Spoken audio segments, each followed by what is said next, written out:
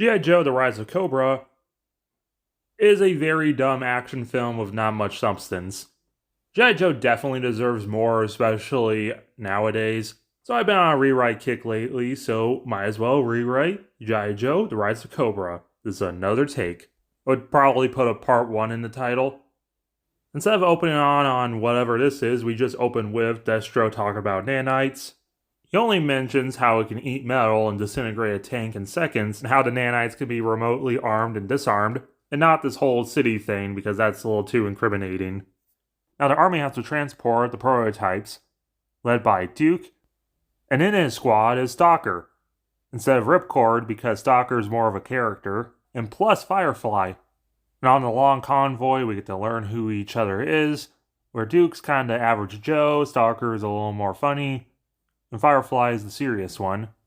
They travel into the night and they get attacked with lasers and everyone's confused. Now from the supersonic jet is a bunch of soldiers in blue, and not the Baron is with a pointless backstory with Duke. Instead, it's Storm Shadow. Duke is confused at the surprise attack, the lasers, and the bright white ninja. He almost gets his head chopped off.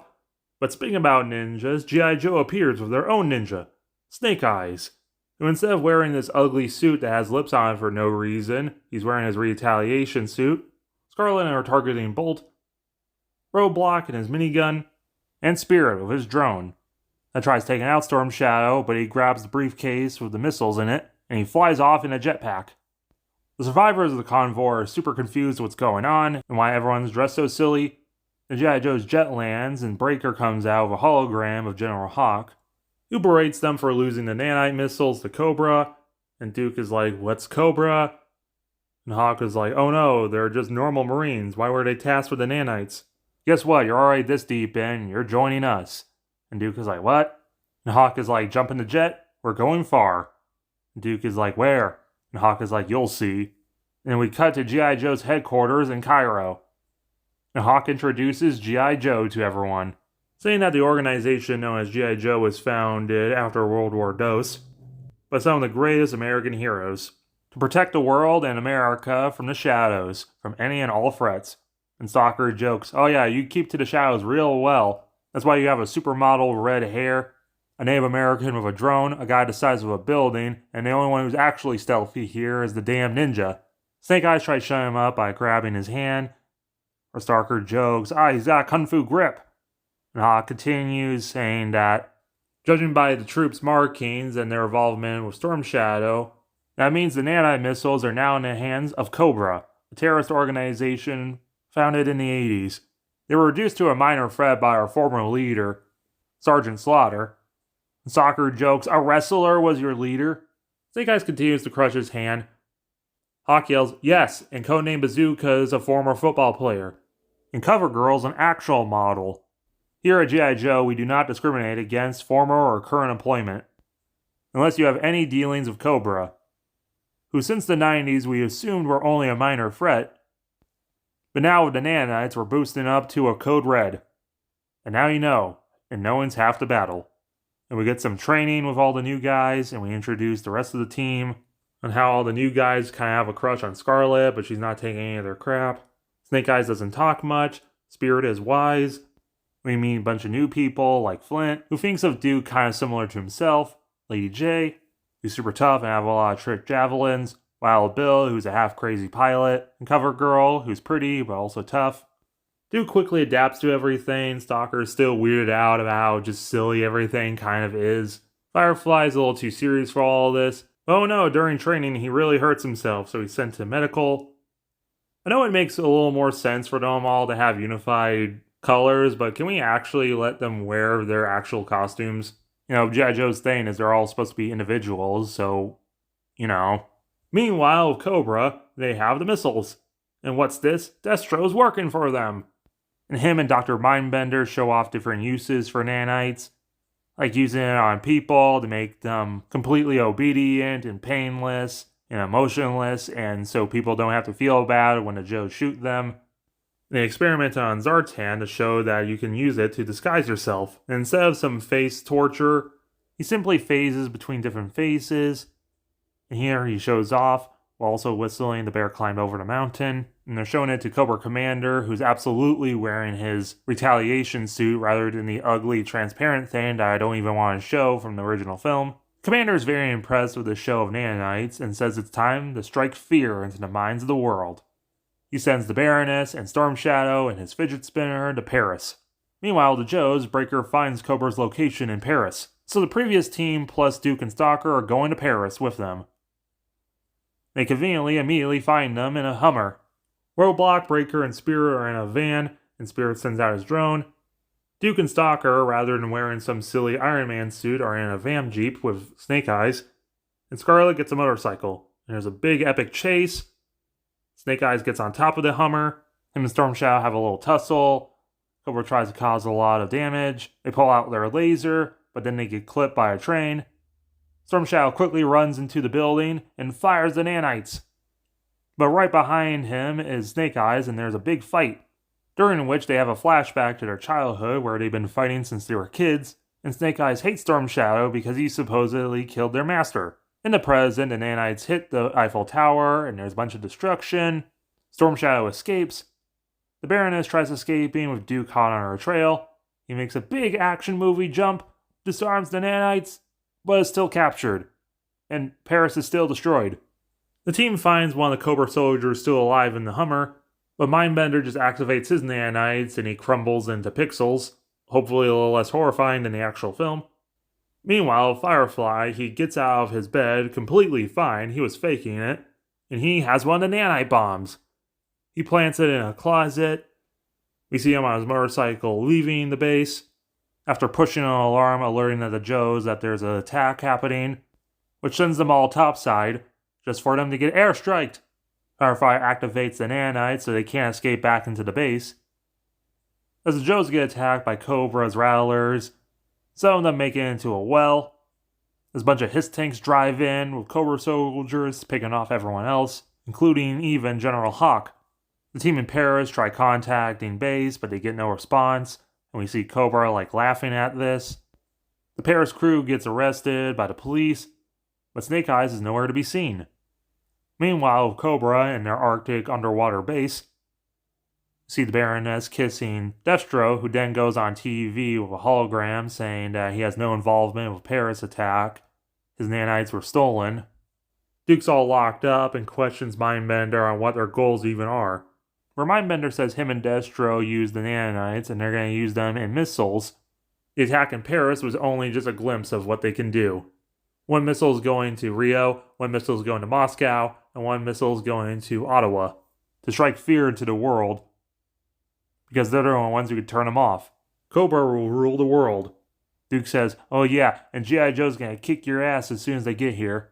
And Mindbender says, I wouldn't be sure about that. As Firefly enters wearing full Firefly costume, and at first Duke is happy, but then Firefly stands next to Mindbender and he's like, oh no, you traitor!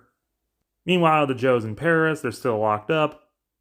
Stalker asks Scarlet, so why is Snake Eyes wearing a mask anyway?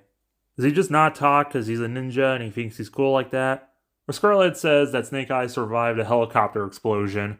Even after a lot of plastic surgery, his vocal cords were damaged beyond repair. And speak of the ninja, and the ninja appears and he helps them break out. As they're sneaking out, suddenly a Joe helicopter appears. And the rest of the team are there. And they explain what happened. They question where Duke is. So now they have to come up with a plan to stop Cobra and save Duke, using some of the complicated knowledge from the original film. But instead of Deathstroke's height, they use Baroness's height. They find out that Cobra has an Arctic base. But Flint realizes, luckily, Joe has an Arctic base. The helicopters don't have enough gas to get them there. So Flint calls up his old friend, Shipwreck, who absolutely is going to be wearing his original outfit. Shipwreck agrees to take everyone to the secret base on Svalbard. But he complains just as soon as he got shore leave, he has to go back to work. He hits a button and his boat turns into a supersonic boat. Stalker questions, will there be any Joes there? And Flint says, of course there is. And they're going to meet up with one of the top Joes, Snow Job.